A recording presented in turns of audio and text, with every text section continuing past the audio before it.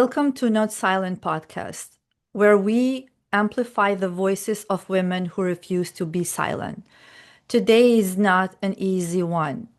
We are diving into what it means to be a woman navigating systems of discrimination, violence, and control, and especially when your identity itself becomes a battlefield. My guest today is Hafza Girdap, someone who has lived through these contradictions, a woman who wears a headscarf by choice, but yet speaks up against all the authoritarian regimes, those who use religion to suppress women. Hafsa, welcome. Thank you. Thank you so much for having me. So you've spoken about women with diverse ethnic, religious, or their ideology, which is different, backgrounds, face discrimination. Can you take us into a moment where you personally witnessed it or experienced this kind of oppression? So when you think about Turkey, the context of Turkey, and not just today, the historical context, um, women from different, as just you mentioned, from diverse ethnic, religious, and ideological backgrounds have always been systematically targeted through different policies of criminalization, imprisonment, exclusion, discrimination, and violence.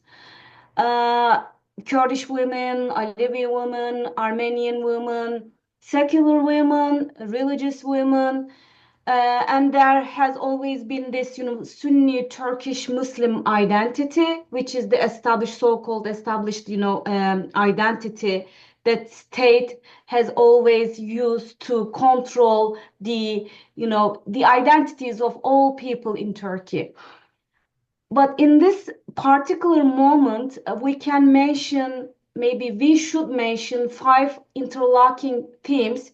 There is gendered othering, there is Islamist discourse. I'm sure that we are going to touch on them, later on, and the plight of women in prisons, and femicide and impunity, and recently emergency decrease and social death. So when it comes to my personal plight, I was among the privileged, so-called privileged Sunni Turkish Muslim women.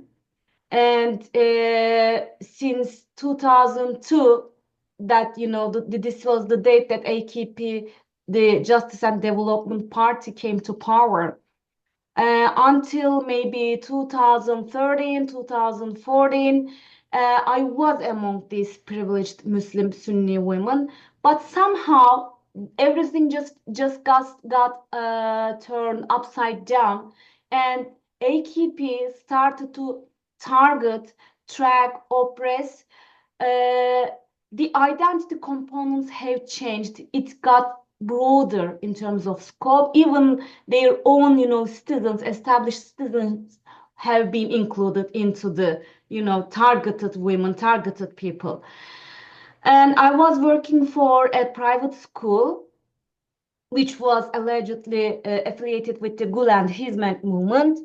And this movement was this movement started to be scapegoated right after the coup attempt, and the schools were shut down. The teachers and all people working for these organizations were dismissed from their jobs, and we received a letter from the Ministry of Education saying that we were dismissed and we cannot work anywhere else legally.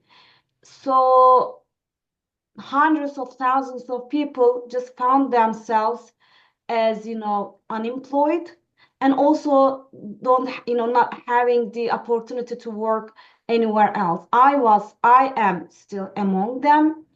And as a woman, I was also stigmatized as traitor, a terrorist woman, by not only the regime, also the society, who somehow found themselves aligned with the regime's discourse. And I had to move to United States. I had to start a new life here, taken away all the diplomas or licenses, anything that describe our jobs. So, starting from scratch, being stigmatized as a traitor, it's not easy, of course, Arbana, because you have friends back there, you have family back there, and they some of them are confused, not sure how to approach you. Some of them, oh yeah, the regime always says the truth, so yeah, you are what you are being told, and just disconnected from their lives. And kids are also paying the price, as the children of the stigmatized people, they are being stigmatized too, targeted. I know a lot of people, I have a lot of friends whose kids are going to public schools right now and, being stigmatized as terrorists, even they are children. For the audience that we're going to have here for this podcast, those who are watching and listening us, you have to understand it's about Turkey, and we have right now this ruthless dictator Erdogan, who is going after people affiliated to Gulen, sending them to prison, asking other countries, even those who flee Turkey, to send them back. So there is the largest prison right now in Turkey where are innocent people, journalists, women with children. As if I'm not mistaken, over 800 women are in prison with their kids. So sometimes it takes a tweet to be sent to prison. So you are coming, you left your country because of this and to save your family and your kids.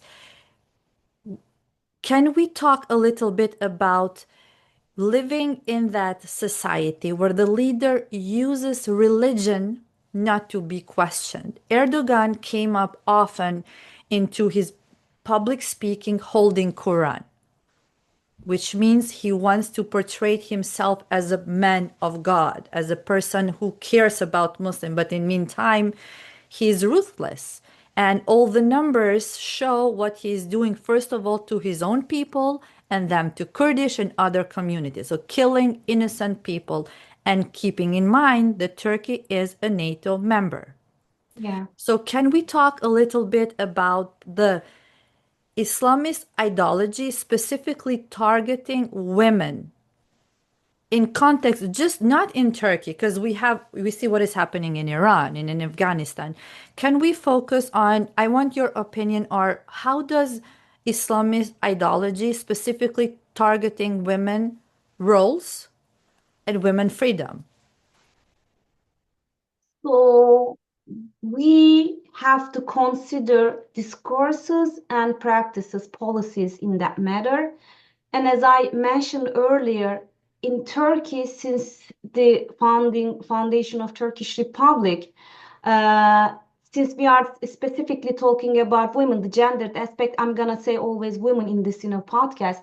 So this in this historical context, um, there has always been the nationalist approach to different communities and populations in Turkey. As I said, Kurdish, Alevi, Armenian.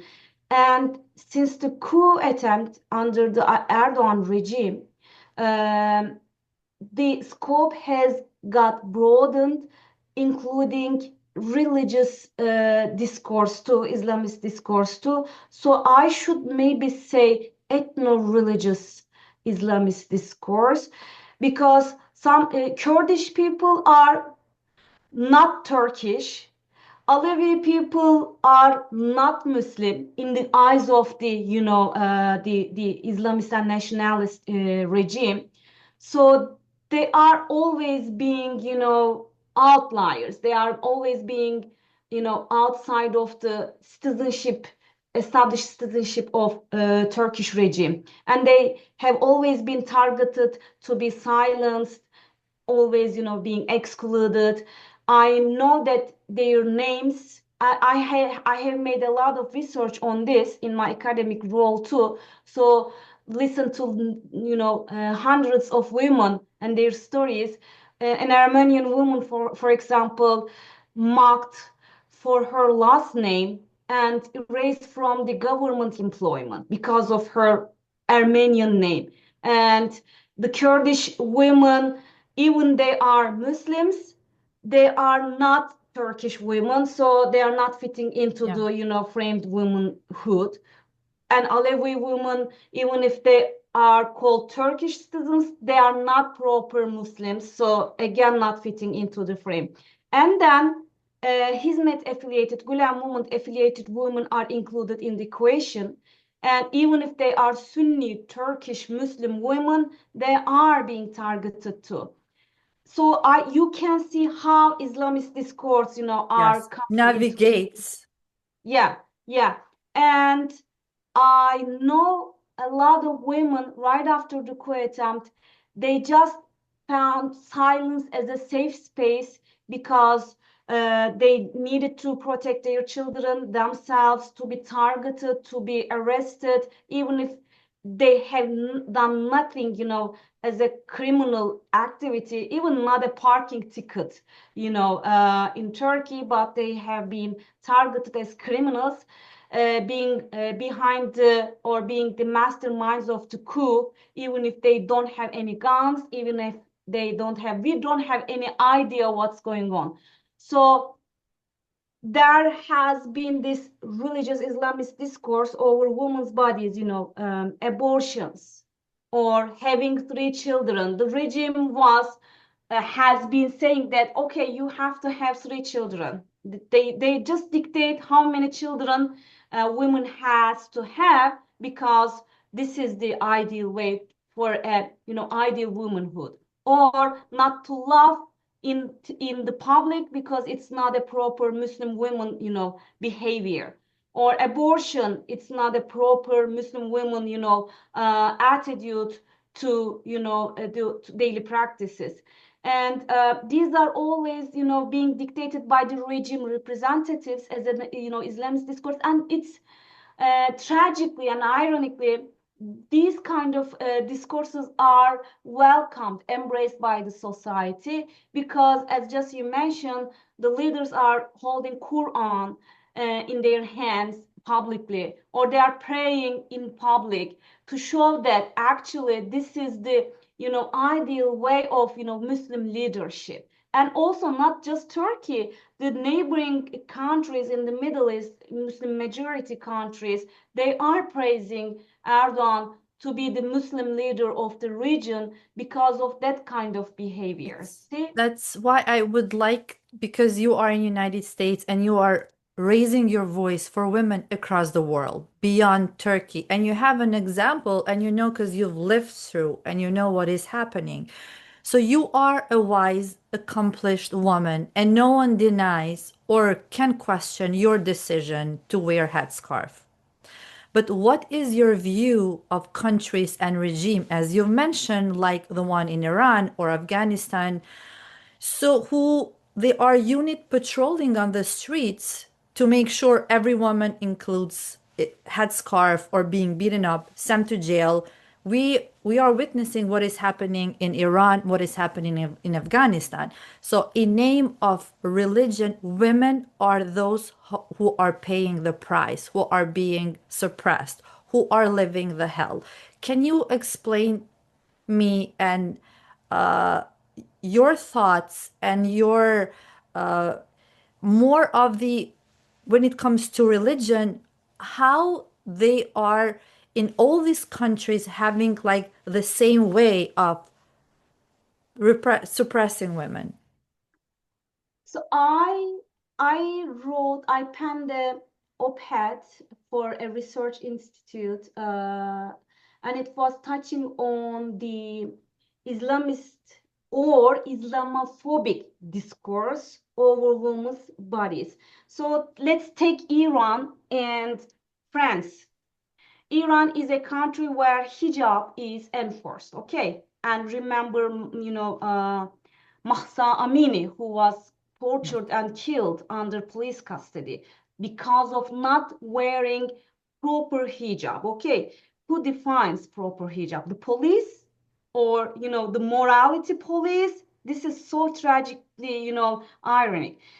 And this is enforcing hijab because of the Islamist political Islamist discourse. And on the other hand, there is France and similar countries who are banning hijab.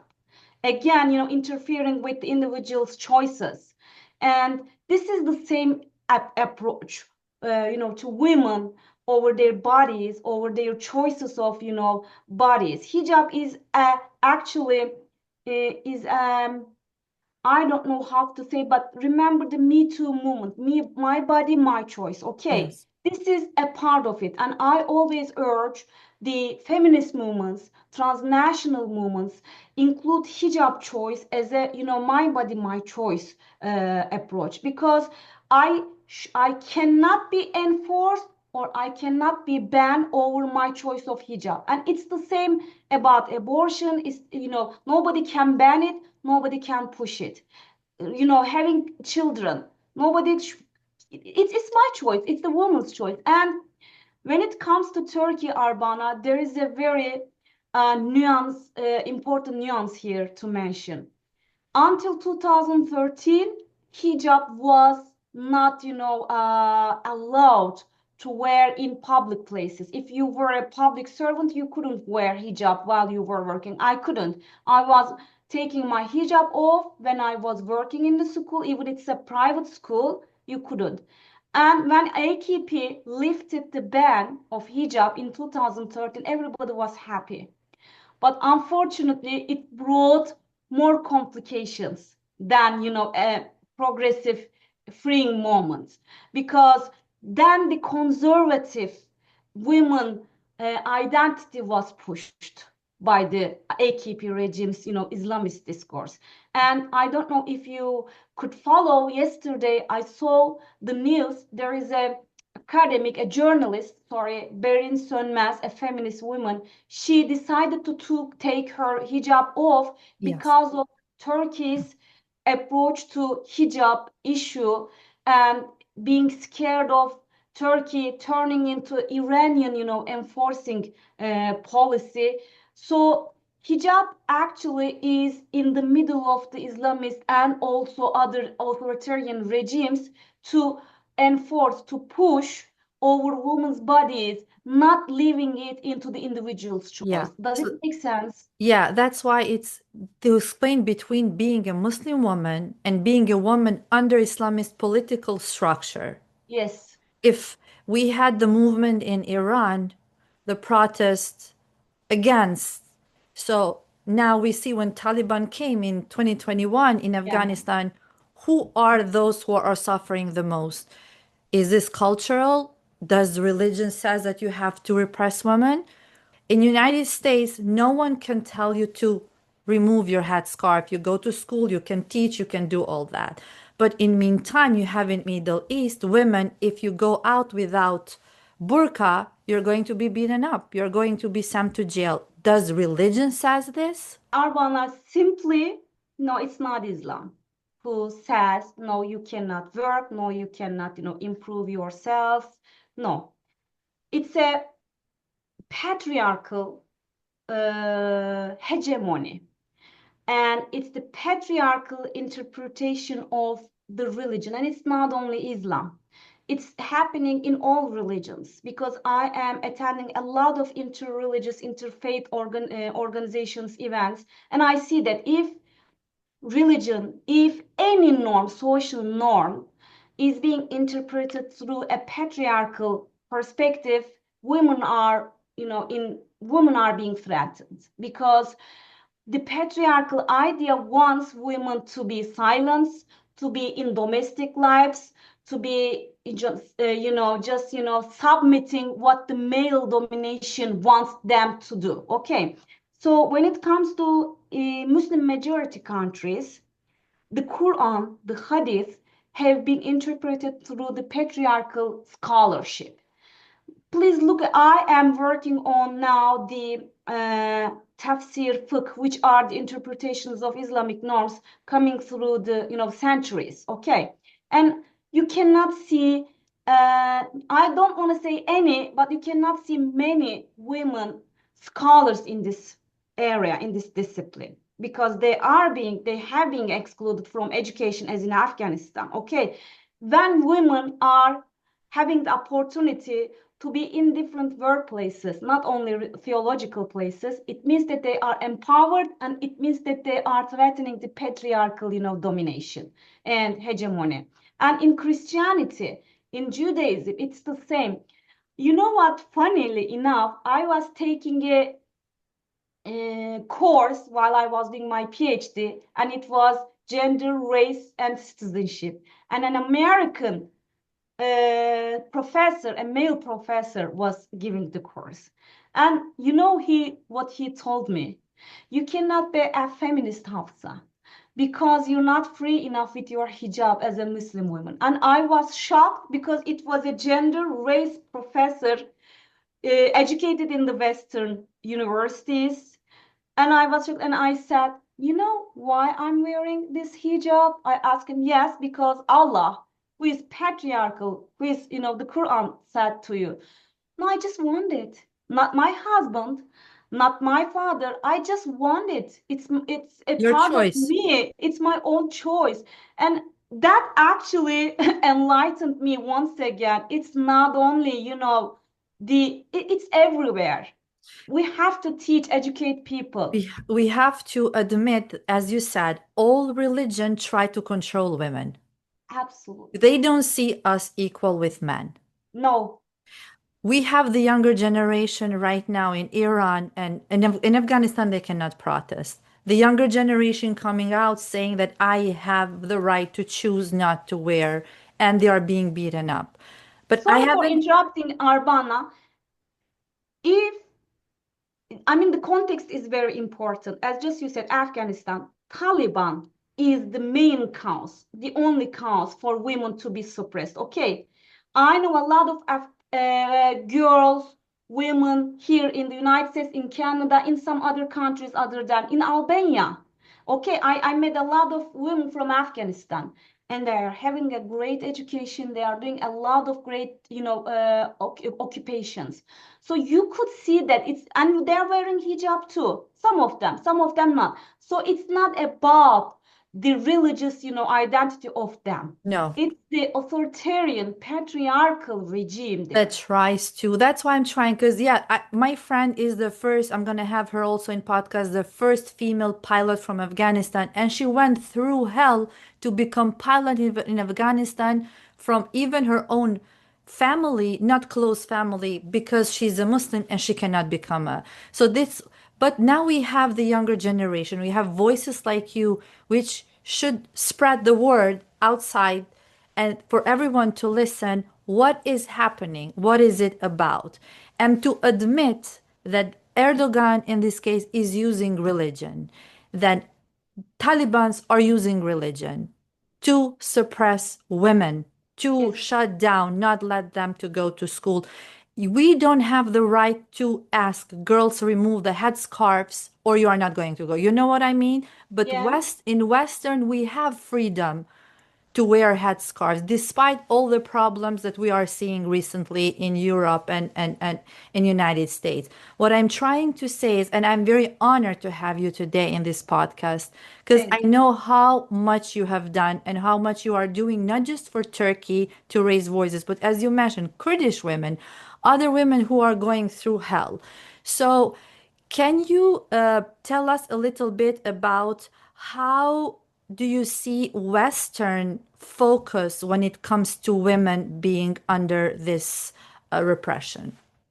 Thank you so much for asking this question. It's really important for me because I hate always being seen, oppressed, subjugated, as if it's not happening here in America or in some other Western countries. There is a lot of other ways of, oppression that women are also going through here too. In the workplace, for example, there is the glass ceiling, okay, or the racial discrimination that Black women or Latinx, individuals are going through here too. So I just wanna bring attention the personal stories, personal choices. Okay, in my research, I have interviewed 20 people from Turkey as immigrant women from Turkey, Kurdish women, Sunni women, Armenian women, secular women, and their stories are all different. Even if they have been oppressed, by the same regimes, their stories and experiences are different, even in the same small, context.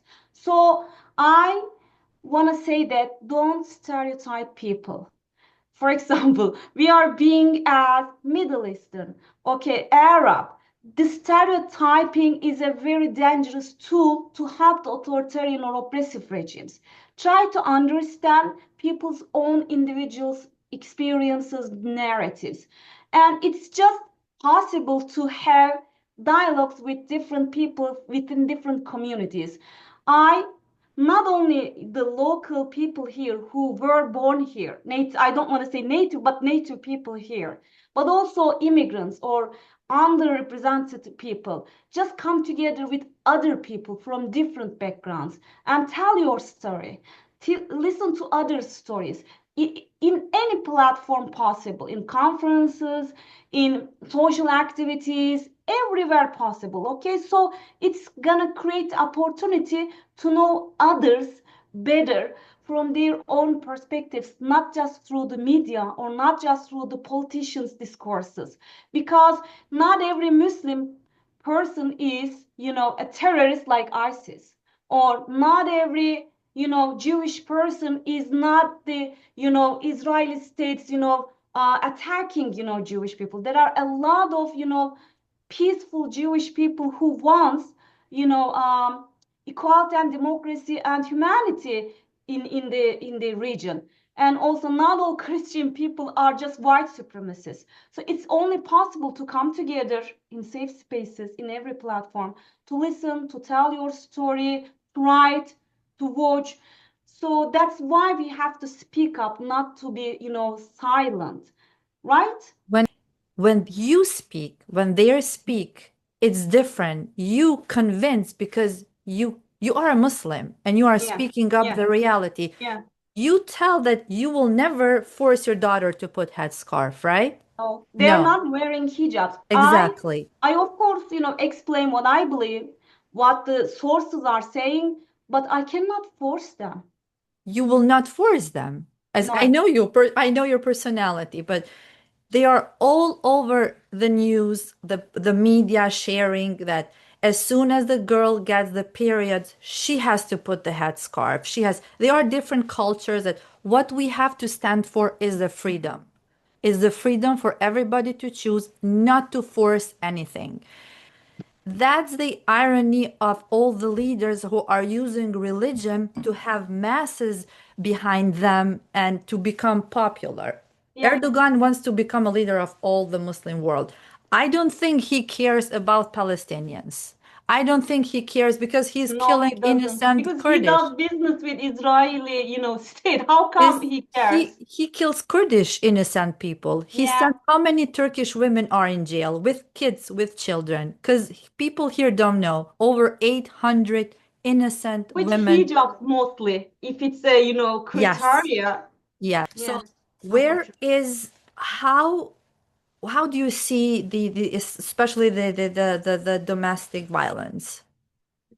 Every year, Arbana in Turkey, hundreds of women are killed, even many after filing, police complaints. So I want to say that the basic reason behind this problem is impunity, the laws. Yes, there are cultural interpretations, there are, traditional or maybe religious, dynamics that are used as proxies to legitimize this violence against women, but it's impunity, it's the laws. I mean, the laws are already not enough to protect women's well-being in such a context, but instead of improving them, Turkey withdrew from the Istanbul Convention. Yes, it was not implemented properly, but it was there to, to hold Turkey accountable within the international arena. So it was a signal, actually, that women's lives are expendable. That was a signal by the regime because the state silence, especially in the cases of politically and ethnically marginalized women, is not just neglect, it's complicity.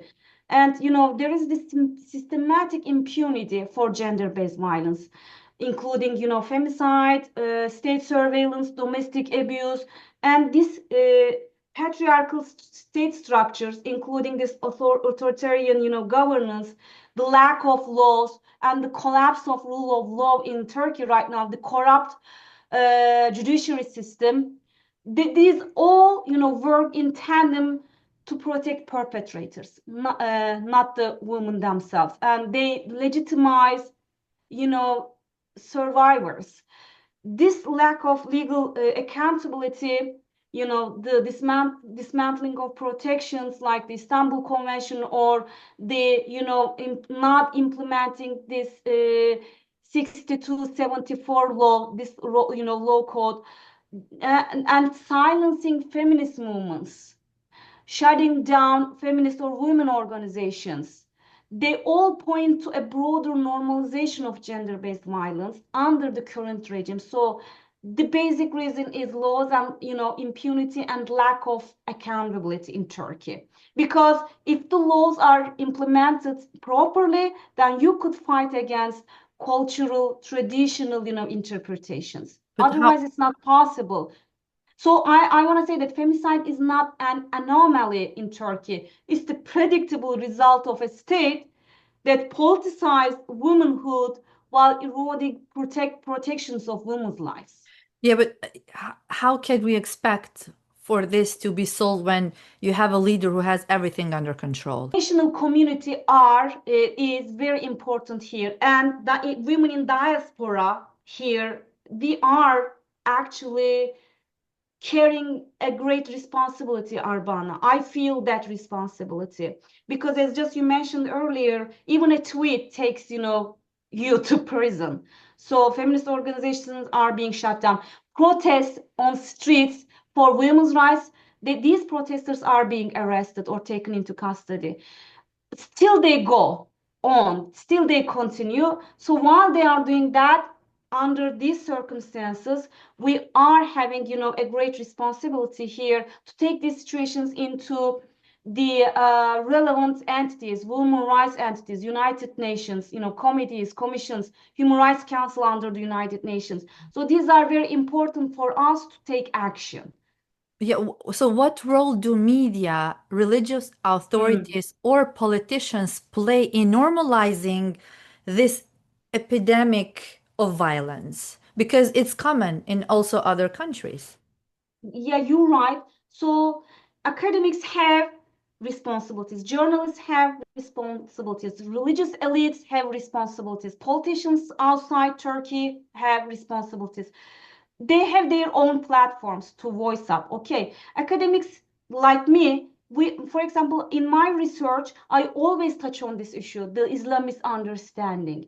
The Quran does not say this. For example, there is a verse which is used as a proxy to legitimize beating women, beating wives. No, the verse does not say that. I have been criticized harshly by many Muslim men, even in my community, which are highly intellectuals. Uh, so no, I again insisting to say that no, the Quranic verse does not say that you can beat your wives. You cannot. So the hermeneutical readings through a gendered perspective by academics, by theologians, by sociologists. This is very important in Islam, in the context of Islam and Muslim people. And we have to speak up this through media tools. Even wherever we can, like yours, this podcast is one of the best ways to make myself heard within the international arena.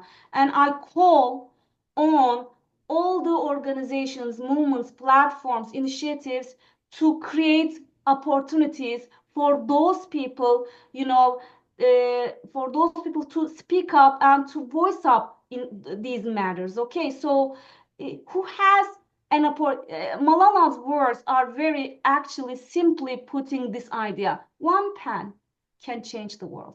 One girl. People are just looking for collective, huge, actions or opportunities. No, just one simple way, one simple tool is enough for us to find a way, Arbana. So we are in the United States, both of us, when we have freedom to speak up, have this podcast, not fearing that we are going to be sent to jail, right? These women, those who are right now in prison in Turkey, those on Iran who are being living the hell under this regime in Afghanistan, what are your suggestions to at least do something and help them? So, Arbana, actually, there are too many ways to mention here, but I want to call on two different communities here.